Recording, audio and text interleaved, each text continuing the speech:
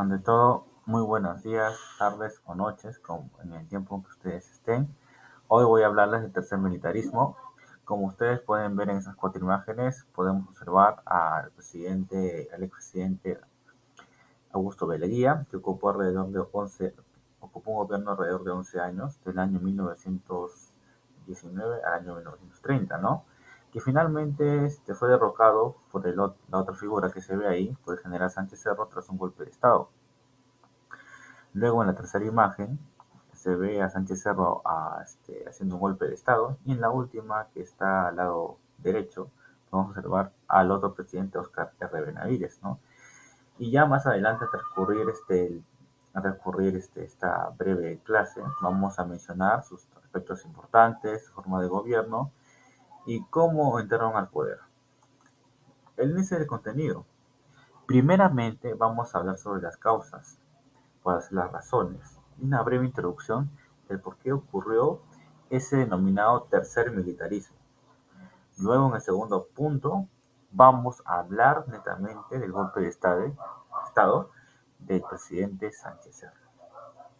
En el tercer gobierno vamos a hablar de las elecciones del año 1931, donde aparecen partidos muy importantes, como vendría a ser el Partido Aprista Peruano.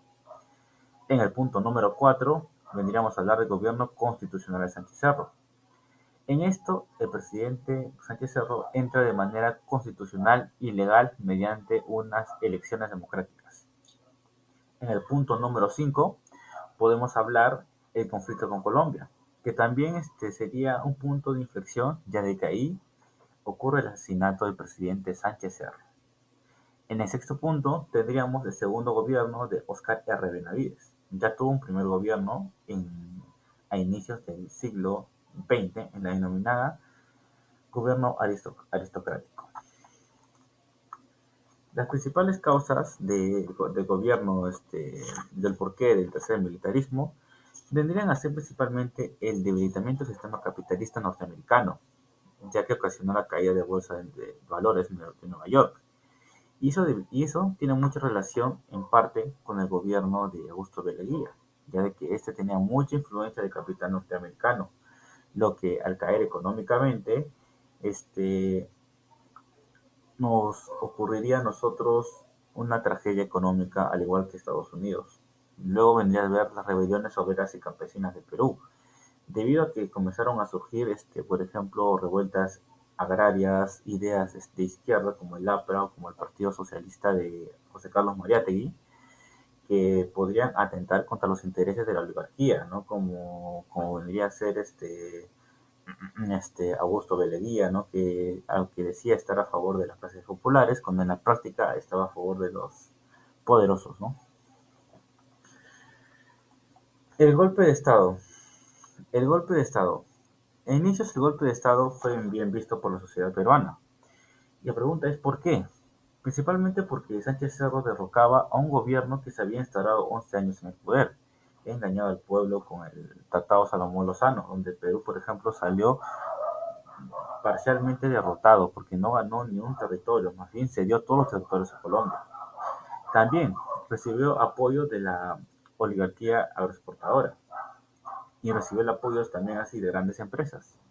Debido al temor del auge de organizaciones de izquierda, como el CGTP, el APRA y también aumentaría los socialistas, ¿no? Que estaban a favor de Mariátegui. Y eso debido a que, si bien es cierto, el fascismo como tal no se ha presentado como anticapitalista, ¿no? Ya sea en el mundo o también en su versión peruana.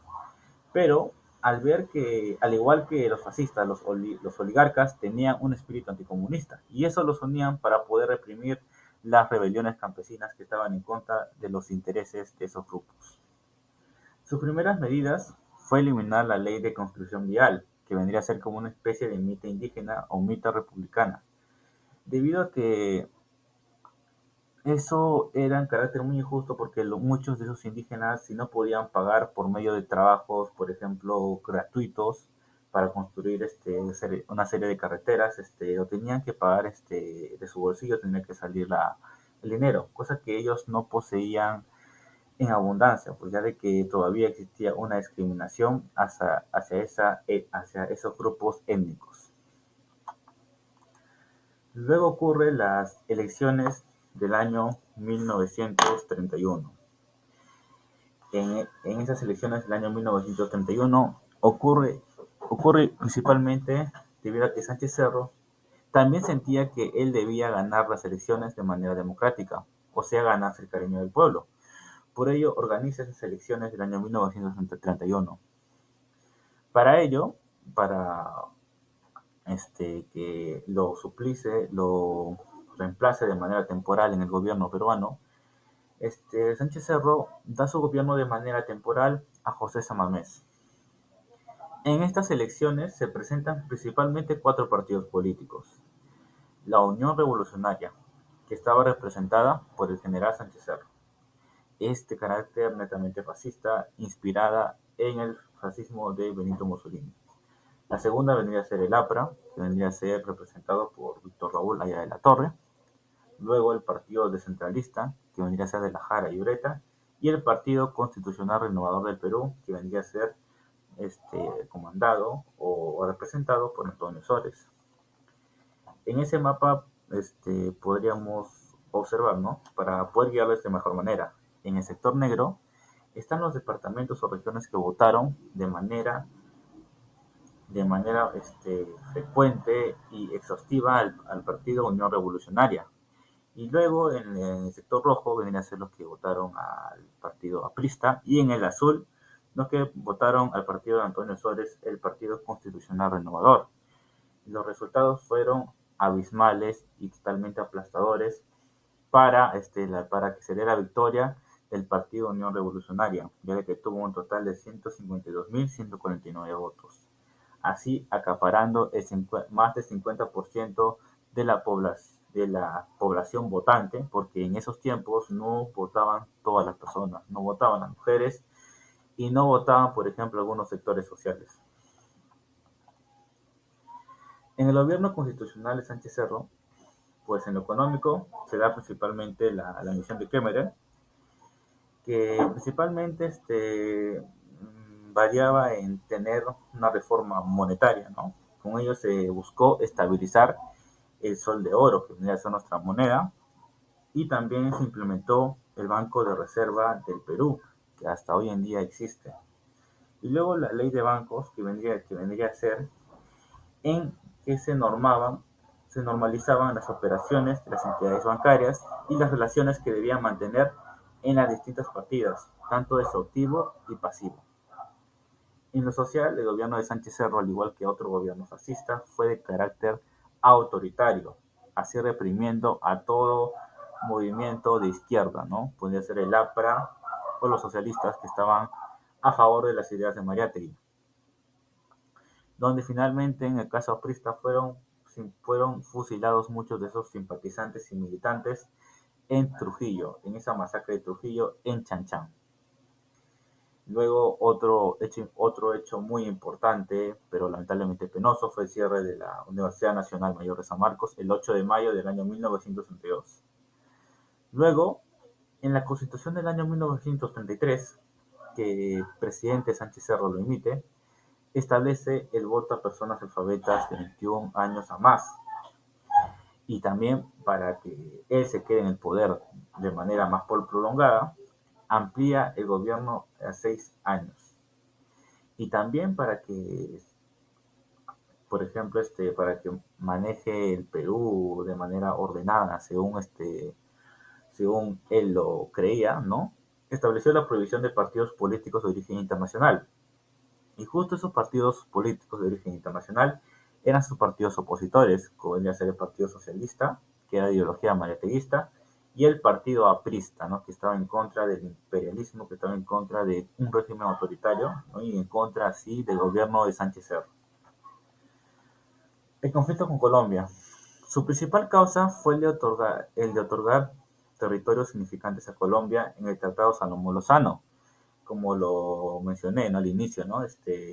Uno de los mayores errores, las mayores mentiras que hizo el gobierno de Leguía fue el de no informar a la población sobre ese tratado Salomón-Lozano, ¿no? Y eso fue lo que principalmente movió, ¿no? Que las personas con más sentimiento peruano, por ejemplo, se animen a recuperar Leticia. y siendo el 1 de septiembre del año 1932 que se dio ese principal movimiento. El gobierno de Sánchez Cerro, para poder ganarse, aún así, el cariño de la gente, ganar de popularidad, haciendo populismo, decide hacer una campaña para poder recuperar el trapecio amazónico y Leticia. Así movilizó 30.000 hombres el 30 de abril del año de 1933 hacia la frontera con Colombia. Pero finalmente Sánchez Cerro es asesinado, se dice principalmente por un militante aprista, ¿no? Ya que es la versión que más aceptada en esos tiempos y hasta la actualidad. El segundo gobierno de Óscar R. Benavides, viene a ser la continuación, ¿no? Ya de que por la muerte del general Sánchez Cerro, el Congreso de la Oligarquía lo promulga presidente a él, ¿no? Ya para que así continúe sus beneficios, ¿no? Por ejemplo, a la oligarquía, a los poderosos, para así poder sigan teniendo vigencia y controlar también a las revueltas de izquierda. Al igual que Sánchez Cerro, también reprimió las revueltas campesinas y obreristas, pero también ocasionó e hizo medidas sociales, en las que estaban, por ejemplo, la creación del Seguro Social Obrero Obligatorio, como también la creación del comedor popular para así calmar a la clase proletaria. También contrató a la misión policíaca Camarota, que es Italia, ¿no? de inspiración fascista en esos tiempos, y para instruir a la Guardia Civil. Luego, en el año 1936, digo, al final de su mandato, Benavides está en contra principalmente de la elección de Antonio Eguiguren, ¿no? Ya de que él dice, ¿no? Menciona, ¿no? De que ha tenido apoyo netamente aprista, ¿no? Cosa que finalmente estaba ilegalizado, ¿no? Todo lo que tenía que ver con el APRA estaba totalmente legalizado, ¿no? Así que el Congreso, para que no tenga más problemas, lo proclama y extiende el mandato de Óscar R. Benavides. Su lema político del presidente Óscar R. Benavides en esa parte del gobierno, en su segunda parte del gobierno del tercer militarismo, fue orden, paz y trabajo. Luego, sus horas finales vendría a ser con construcción del puerto del Callao y Matarán en Arequipa. Y también, ¿no? Un aspecto importante, ¿no? Que ocurre justo en los gobiernos de Benavides, ¿no? Fue que cuando él entra, se inicia la Primera Guerra Mundial. Y al finalizar su gobierno, se produce la Segunda Guerra Mundial. Muy curioso, un dato muy curioso también. Finalmente, él decide anular la ley de emergencia y dicta la Ley General 7782 para llegar a un acuerdo entre los partidos del gobierno y también reabrir los periódicos cerrados, así como la Universidad Nacional Mayor de San Marcos, ¿no? Ya de que esa ley principalmente servía para poder calmar, ¿no? Para poder tener una serie de tranquilidad, un alto al fuego con los partidos políticos, como vendría a ser el APRA, o los partidos de inspiración mariaterista, ¿no? Y también, ¿no? La creación de algunos programas sociales, ¿no? No fue con el fin de que tomó conciencia, ¿no? Sino más bien para poder calmar los ánimos y para, en fin, de que controle el Perú y haya una especie de orden, ¿no? Pues bueno, esa es la bibliografía donde yo saqué mi información y eso sería todo. Muchas gracias.